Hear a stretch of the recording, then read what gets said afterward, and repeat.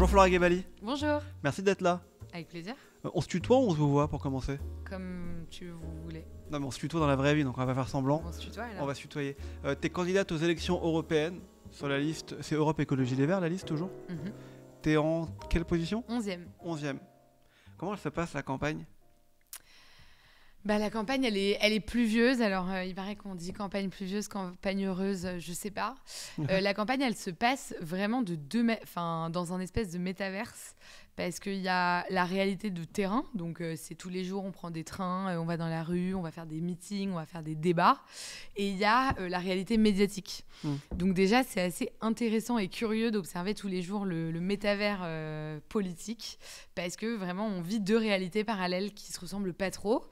Alors, les deux sont partiellement vrais et partiellement faux. C'est-à-dire que sur le terrain, si vous croisez même, 500, 600 personnes dans une journée, ce qui est énorme, vous êtes assez loin d'un résultat électoral, puisque aux européennes, si on se base sur les taux de participation de 2019, un point, c'est 250 000 voix. Donc, on est quand même très loin en termes statistiques. Donc, on ne peut pas faire ses propres sondages à son échelle, surtout quand on reste dans des zones qui votent un peu de la même manière, etc. Et après, les médias, pareil, c'est une réalité déformante parce que les médias, les médias sont un peu contraints de choisir un récit, un narratif qui va les guider dans la campagne et donc qui va raconter d'une certaine manière une histoire. Donc, je dirais que c'est un terrain d'observation intéressant, mais que la réalité est partout et nulle part. C'est ta deuxième campagne. Tu avais fait campagne pour les municipales. Alors, j'ai fait partiellement campagne pour les municipales puisque j'ai participé à créer un think tank qui s'appelait Parisienne Parisien et qui cherchait à trouver des solutions de la société civile pour aider Paris à conduire sa transition écologique. Ouais. Donc c'était à l'époque où Anne Hidalgo se faisait beaucoup taper dessus, en fait c'est encore le cas. C'était quelque chose qui reste constant. C'était il y a plus de 4 ans, mais pourtant c'est resté constant malheureusement. Alors que, très bonne nouvelle, depuis quelques semaines, il y a eu plus de vélos enregistrés dans Paris que de voitures. Ouais. Donc c'est quand même l'indicateur, la preuve que la transition vélo a fonctionné. Pour les voitures. Voilà, c'est la preuve. Oui, mais c'est la preuve que la transition a fonctionné, la transition vélo. Et donc c'est la preuve qu'il va falloir aller encore beaucoup plus loin si on veut rafraîchir la ville et lutter contre le réchauffement de la ville. Bref, on avait monté ça à Paris. On va y revenir peut-être. Si voilà, on va parler d'écologie. Non mais attends, c'est juste parce que je suis toujours là pour défendre les femmes écolos de ce pays, moi. On va parler d'Anne Hidalgo, on va parler de tout ça. Mais juste là, c'est un scrutin de liste, les européennes. D'accord, c'est-à-dire qu'on vote pour une liste et en fonction du pourcentage que vous allez faire chez Europe Écologie Les Verts ou dans les autres partis, il y a un certain nombre de noms qui passent. Toi, tu es 13e. 11e, pardon, je t'ai perdu 2 places déjà en 2 minutes. Tu es 11e. Si tu passes pas, tu réussiras à te réjouir pour les gens qui sont devant toi sur la liste, vraiment? Mais bien sûr, bien sûr. Alors déjà, il y a un truc, c'est que la France, on envoie 81 députés européens. On est le 2e plus gros groupe après les Allemands, puisque les groupes sont proportionnels par rapport à la taille des pays. Pour vous donner un exemple, à Malte, ils envoient 1 eurodéputé. C'est normal, c'est proportionnel à la taille de chaque pays. Nous, on en envoie 81. Toute la question politique, c'est sur 81, il y a combien d'écolos. Donc je me réjouis non seulement qu'on en fasse un maximum, mais j'avoue que je me réjouis même de tous les députés écolos, quel que soit le parti de gauche dont ils émanent, tellement la menace d'extrême droite est violente. Là, si on regarde les sondages, Bardella envoie une 30aine de députés et Reconquête, pardon. Oula. Waouh, excusez-moi, on est à 10 jours de la fin, je suis fatiguée. Reconquête en envoie peut-être 5 ou 6.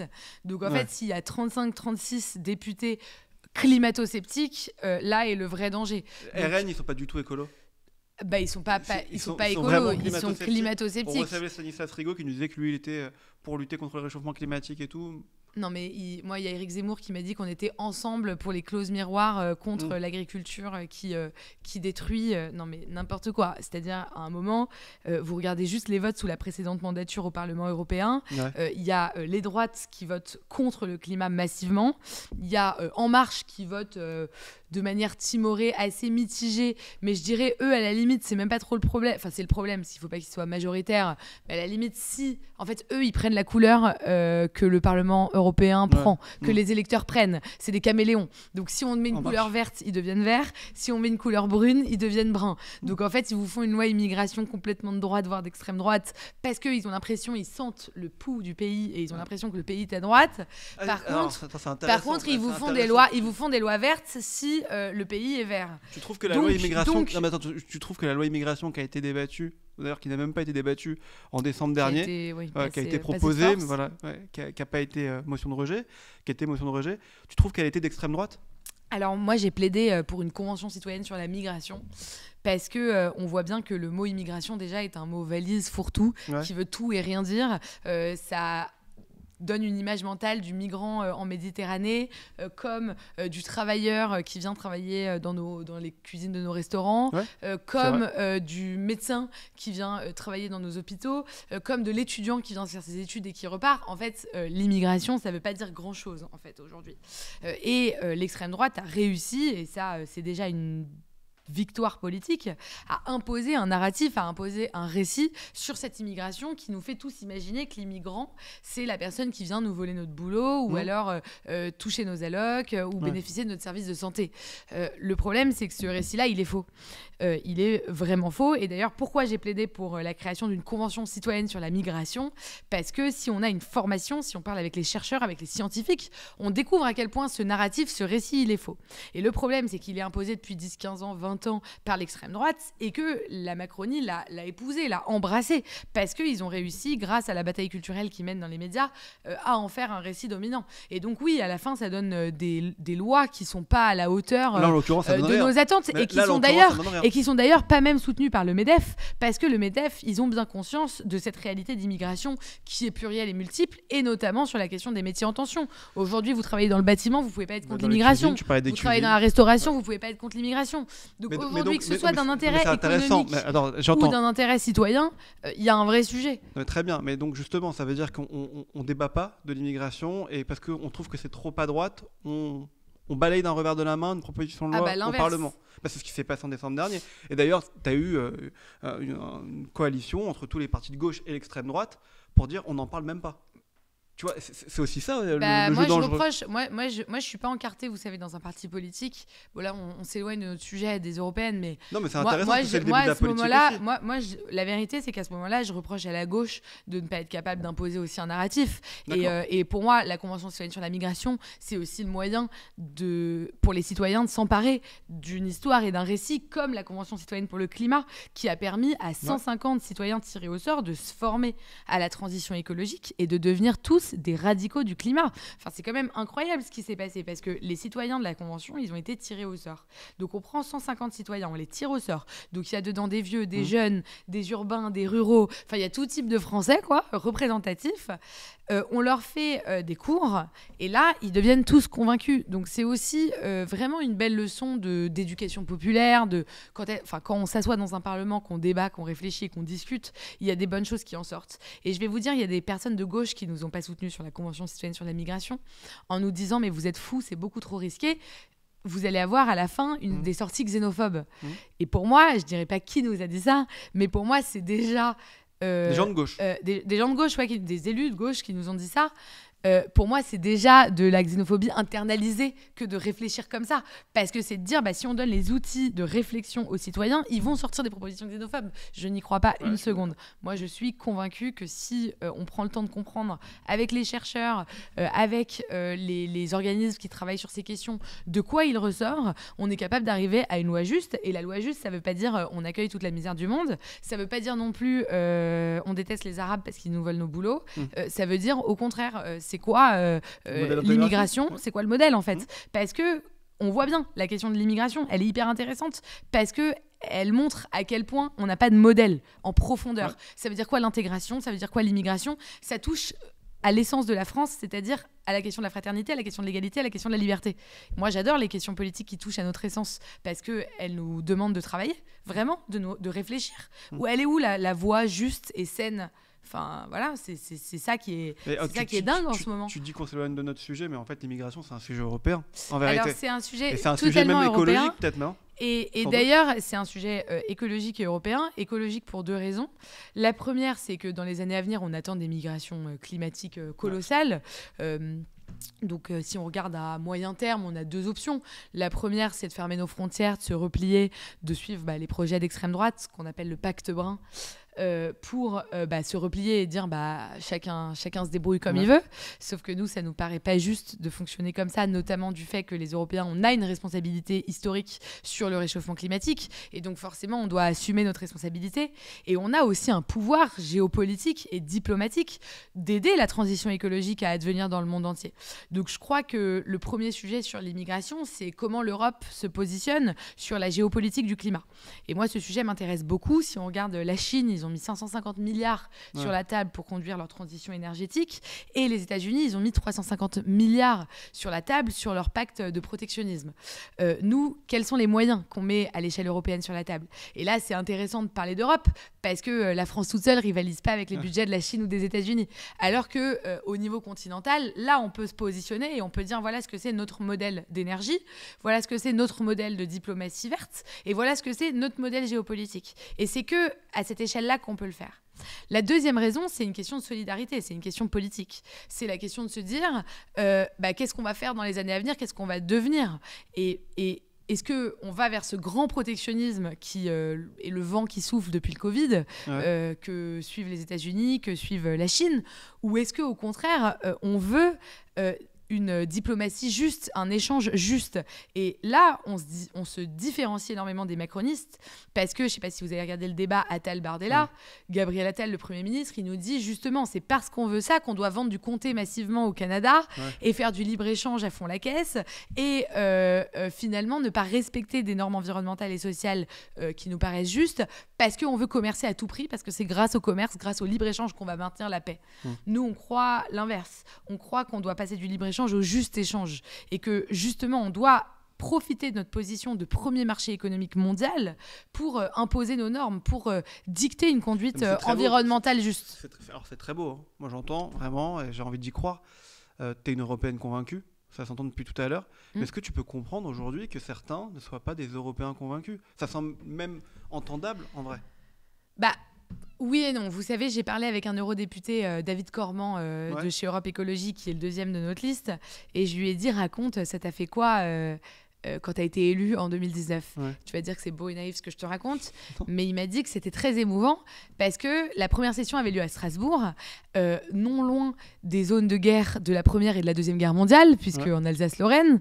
Et qu'en fait, il arrivait dans cette espèce d'hémicycle énorme où on avait remplacé les armes par des micros. Et en fait, j'ai du mal à comprendre, j'avoue, les anti-européens, parce que l'Europe, jusqu'à présent, nous a permis de remplacer les armes par des micros. J'ai croisé la semaine dernière en militant une jeune femme qui m'a dit qu'elle pensait pas avoir le temps d'aller voter. Et je lui ai dit, t'as pas le temps d'aller voter, mais voter, ça prend 20 minutes. T'auras le temps de faire ton service militaire, t'auras le temps d'aller à l'armée, t'auras le temps d'envoyer tes enfants sur des fronts dans les années à venir. Parce que moi, j'ai pas envie, je préfère aller voter qu'envoyer mes enfants à l'armée. Donc en fait, c'est peut-être naïf, mais on a un modèle de paix qui fonctionne depuis 1945. Enfin, c'est inédit à l'échelle de l'humanité, à l'échelle de l'histoire de l'humanité. Et après, deuxièmement, est-ce que l'Europe, elle est imparfaite ? Est-ce que l'Europe, elle a un déficit démocratique ? Bien sûr. Est-ce que l'Europe, elle laisse les plus précaires de côté ? C'est vrai aussi. Donc après, ça, c'est notre rôle d'aller corriger ça. Et moi, je vous recommande un film génial sur José Bové qui est au cinéma en ce moment. Tu l'as vu ? Qui s'appelle Une affaire de principe. Je suis désolée. Avec un comédien génial. Avec un comédien génial. Ça, c'est l'Europe. Ça, c'est José Bové qui fait une affaire de principe. Pourquoi ? Parce qu'il y a un député de droite qui tombe. C'est étonnant parce que José Bové, il est écolo, vous le savez. Il se dit, attendez, il y a un truc bizarre sur le fait que ce député tombe. Et je vais aller le défendre et je vais aller le protéger. Pourquoi ? Parce que c'est une affaire de principe, justement. Et il le fait et il découvre une énorme mascarade liée au lobby du tabac. Et comme ça, il répare petit à petit la démocratie européenne. La démocratie européenne, elle est imparfaite, mais elle a 70 ans. Comment on peut espérer avoir un truc parfait qui fonctionne de manière parfaite ? Sur la question démocratique, c'est le rôle de chaque député de faire une affaire de principe. Et si je suis élue, je compte bien le faire pendant 5 ans. Sur la question de la précarité, on est les seuls... de la précarité, quand je te dis si on peut ne pas être un Européen convaincu, quand tu vois la crise agricole ces dernières semaines, tu dis on laisse de côté les précaires. Effectivement, mais au-delà des précaires qu'on laisse de côté en Europe, rien que les agriculteurs qui se lèvent tous les matins à 5h du matin, et c'est peut-être aussi un cliché ce que je suis en train de dire, mais c'est vrai, pour avoir parlé avec eux, vraiment échanger avec eux, ils ont l'impression d'être abandonnés par l'Europe, par la France premièrement, et ils le sont, et ensuite par l'Europe derrière. Mais moi je trouve qu'ils le sont. Mais alors comment on peut les aider concrètement, les agriculteurs? Très concrètement. Parce qu'en plus les écolos, on leur demande de faire des efforts, la plupart font des efforts bien sûr. pour adapter leur exploitation. Alors moi aussi j'ai passé beaucoup de temps, notamment avec les grandes gueules cet hiver, avec les agriculteurs, et en fait... évidemment que moi je comprends leurs revendications et que moi je considère que les agriculteurs devraient être les premiers écologistes de notre société. Et les écolos, déjà, ils ont voté contre la PAC. La PAC, c'est le mécanisme de financement des agriculteurs qui est aujourd'hui, qu'on se le dise, en Europe, qui est aujourd'hui une pompe à fric pour les agriculteurs les plus productivistes. Le problème, c'est que la PAC, elle est hyper mal conçue, elle est hyper mal façonnée, parce qu'elle est façonnée à l'hectare. Donc en fait, plus tu es productiviste, plus on te finance. Et comme ils sont complètement dépendants de ça, les agriculteurs, on les met dans une perspective où ils doivent pas produire bien, mais ils doivent produire plus, toujours plus. Et c'est pour ça qu'il y a des agriculteurs qui se suicident un jour sur 2 en France. C'est pour ça que les agriculteurs n'ont pas de quoi finir les fins de mois. Moi, j'ai rencontré un agriculteur qui m'a dit qu'il travaillait 70 heures par semaine. Et je lui ai dit, et vous gagnez combien? Et il m'a dit, je partage le salaire de ma femme qui est assistante sociale. Pardon? C'est insupportable en fait. Donc ce problème, il est là. Et en fait, il est de la responsabilité pour le coup des libéraux, comme les macronistes aujourd'hui, mais qui ont été incarnés par les socialistes hier ou l'UMP avant-hier, par les libéraux qui ont justement transformé les agriculteurs en pompe à fric et en machines et qui ont oublié tout le travail humain qu'il y avait là-dedans. Et en fait, je suis désolée, ça aussi, ça m'énerve et ça me rend dingue. Parce que le meilleur moyen d'aider les agriculteurs, c'est le projet écologiste. Regardez, aujourd'hui, ça coûte plus cher de réparer son jean que de le racheter. Un jean sur Chine, ça coûte 7 €. C'est entre 7 et 10 € les premiers prix. C'est des enfants en Chine qui le font, avec des modèles d'intelligence artificielle qui copient les entreprises de textile européennes. Enfin bon, on ne va pas étaler toutes les anomalies dans le modèle économique d'une entreprise de fast fashion comme Shein, mais c'est quand même une hérésie. On est tous à peu près d'accord, puisque même la droite a voté contre la fast fashion au Parlement national récemment. Donc on est tous à peu près d'accord, sauf l'extrême droite. L'extrême droite, eux, ils votent pour. Mais bon, on est tous à peu près d'accord là-dessus. Jusqu'aux années 70, les agriculteurs en France, ils produisaient des fibres. Des fibres pour être dans les textiles, pour être dans les matériaux. Comment on explique que de 70 à 2024, on est devenu complètement fucked up et en fait, on préfère, je suis désolée, laisser crever nos agriculteurs et faire travailler des enfants en Chine pour nous fabriquer des jeans? C'est ça le sujet en fait. Donc le sujet, il est écologiste. Mais c'est un peu antithétique. Je terminerai là-dessus. Il faut ouvrir, il faut s'ouvrir aux autres. Et là, tu nous dis qu'il faut arrêter de s'ouvrir, par exemple, à la Chine ou à d'autres puissances. Mais tout l'inverse, c'est ce que je dis. C'est la mondialisation. Est-ce que c'est le comté de Gabriel Attal ou est-ce que, au contraire, c'est une diplomatie verte juste qui nous permet de créer l'espace économique qui est juste et sûr pour l'humanité? C'est ça le projet écologiste. Et c'est ça le projet de Marie Toussaint. Et c'est pour ça que Marie Toussaint, elle se bat au Parlement européen depuis 5 ans, puisque en fait, la politique, c'est pas très sexy. Je vois bien. Quand sur mon compte Instagram, je parle de grandes idées, ça fait des vues. Quand je parle de petite politique, ça fait pas de vues. Voilà. Pas très compliqué. Bah oui, à ce point-là, tu peux aller voir.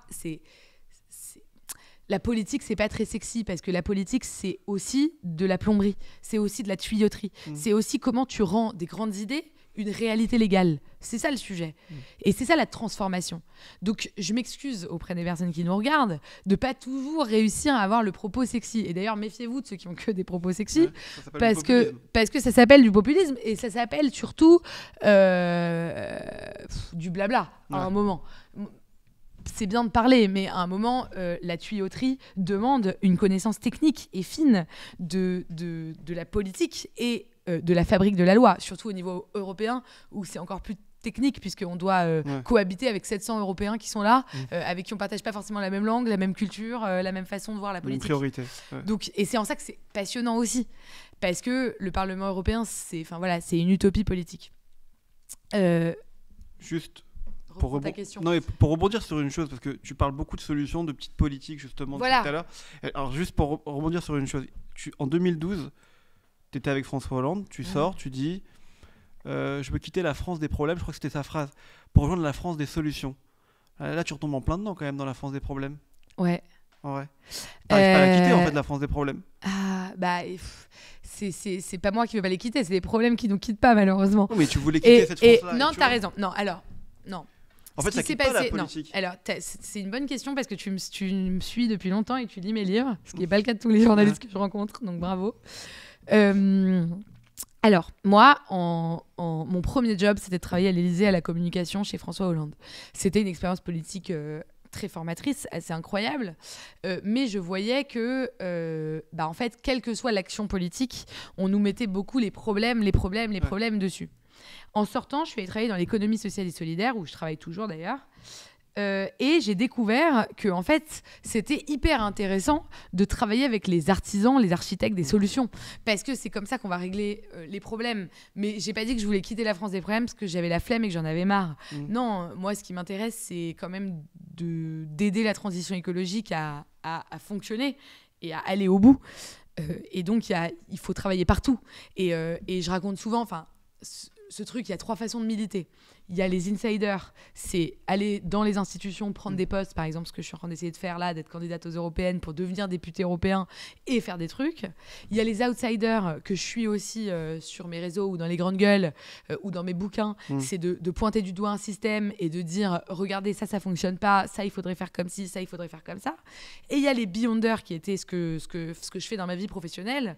C'est des gens qui vont inventer des solutions pour faire la transition écologique de manière très fonctionnelle. Ça peut être par exemple une entreprise qui s'appelle Wind My Roof qui invente des éoliennes qu'on peut mettre directement sur les toits. Ça peut être un co-living pour familles monoparentales pour aider les parents célibataires à élever leurs enfants. Ça peut être, je peux citer des idées jusqu'à demain. Si on veut faire advenir la transition écologique, on a besoin des 3. On a besoin d'insiders, on a besoin d'outsiders et on a besoin de beyonders. Moi, je suis dans ma carrière toujours mue par cette idée, un peu dans les 3 rôles, un peu dans les 3 positions. Là, je fais le choix parce que c'est les élections européennes et parce que, on va pas se mentir, les écolos sont un peu en galère en Europe, partout en ce moment, de mettre les mains dans le cambouis et de revenir sur un truc plus insider. Je fais ce choix parce que je pense pas que à mon nombril et que je pense qu'on a vraiment besoin de mettre les mains dans le cambouis en ce moment et que la famille des écologistes doit se rassembler. Si demain je suis élue, je vais jouer l'insider à fond. Et donc ça nécessite parfois de ne pas dire tout ce qu'on pense pour rentrer dans cette plomberie de la fabrique de la loi, pour rentrer vraiment dans ce travail qui est un travail technique, qui est un travail, il faut se lever tôt le matin pour faire passer une loi au Parlement européen qui va s'appliquer dans toute l'Union européenne. Mais vous imaginez le pouvoir que c'est de pouvoir... Il y a un Européen sur 5 qui est en situation de précarité. Vous imaginez, nous on a une proposition, c'est le droit de veto social. C'est de dire qu'on passe toutes les lois européennes au peigne fin de la précarité. Si nos lois, elles appauvrissent les plus pauvres, elles sont veto, elles passent pas. Vous imaginez la transformation que c'est? Si on arrive juste à faire ça, ça vaut le coup de se battre. Donc voilà, moi il y a un moment je suis en position d'insider parce que j'y crois et parce que faut aller faire changer les choses de l'intérieur et mettre les mains dans le cambouis.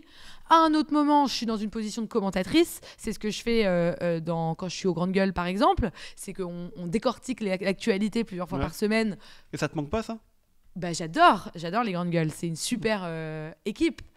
Et je trouve qu'il y a un parler vrai qui me va bien et je m'épanouis beaucoup là-dedans. Mais en fait, ça dépend. Ça dépend du moment. Tout est utile. Et la question de se demander où on est le plus utile, elle est un peu égotique. Parce qu'en vrai, on est utile tant qu'on se lève le matin, qu'on se retrousse les manches et qu'on va bosser, tu vois. Donc voilà. Et puis après, la question du Beyonder, je la lâche pas non plus. Parce que moi, avec mon entreprise Coalition, on aide l'entrepreneuriat social et solidaire à se développer, à aller plus loin. Donc non, je suis partout tant que l'écologie gagne du terrain. Pour terminer, t'assumes de faire de la politique aujourd'hui? C'est un gros mot de dire de faire de la politique? On fait de la politique? C'est un gros mot de fou. Toi, t'assumes d'en faire ou pas? J'assume, sinon je serais pas là. Là, je suis en campagne. C'est un moment de passage, comme tu viens de me dire. C'est un moment de passage qui est intéressant, qui est nécessaire dans une vie, mais je ne veux pas en faire plus tard. Parce que j'ai l'impression que on a créé les Indécis il y a 6-7 ans. C'était super, c'était génial, tout le monde voulait en faire et c'était super, il fallait motiver les gens à aller voter et tout. Et en 6-7 ans, j'ai l'impression que c'est devenu un gros mot de dire je fais de la politique ou je crois en un projet. C'est devenu has-been, tu vois. T'as raison. Et puis, en fait, si vous voulez de la reconnaissance, je m'adresse à vous.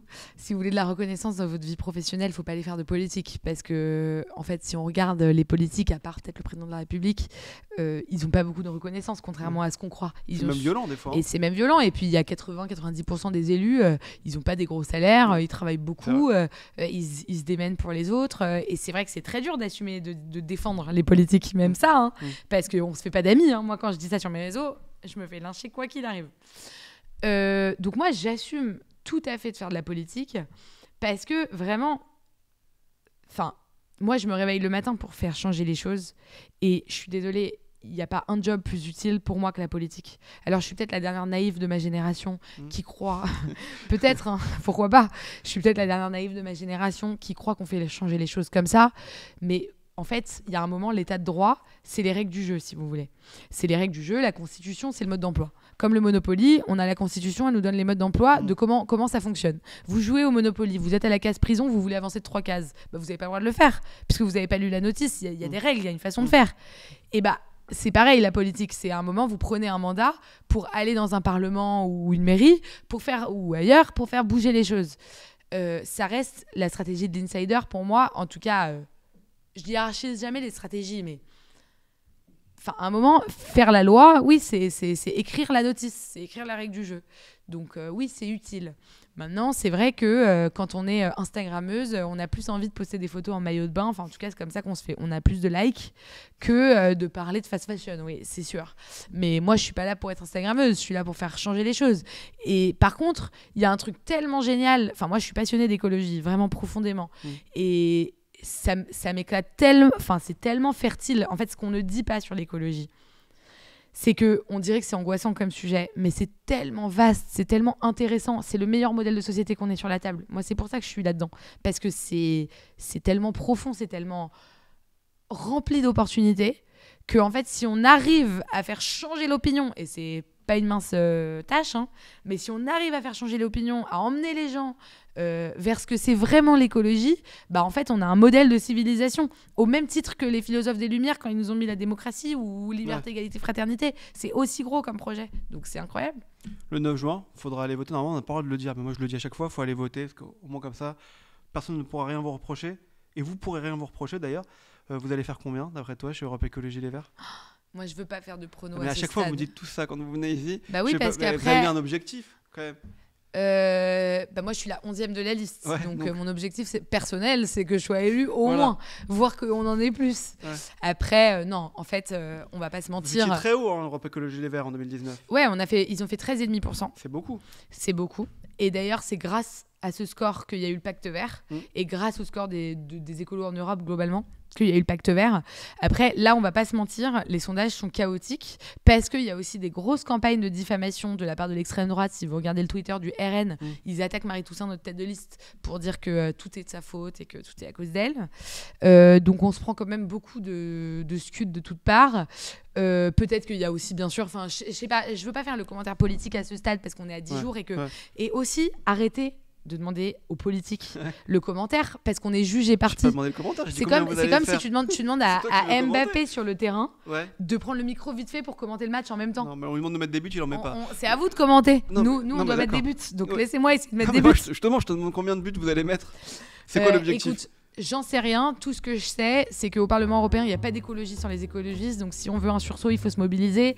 Et je croise beaucoup de gens qui me disent dans la rue « Merci les écolos, c'est génial ce que vous faites, mais maintenant c'est bon, c'est acquis. » Non, malheureusement, peut-être que ça aussi, c'est une croyance qui fait que les gens pensent que c'est pas utile de voter pour nous.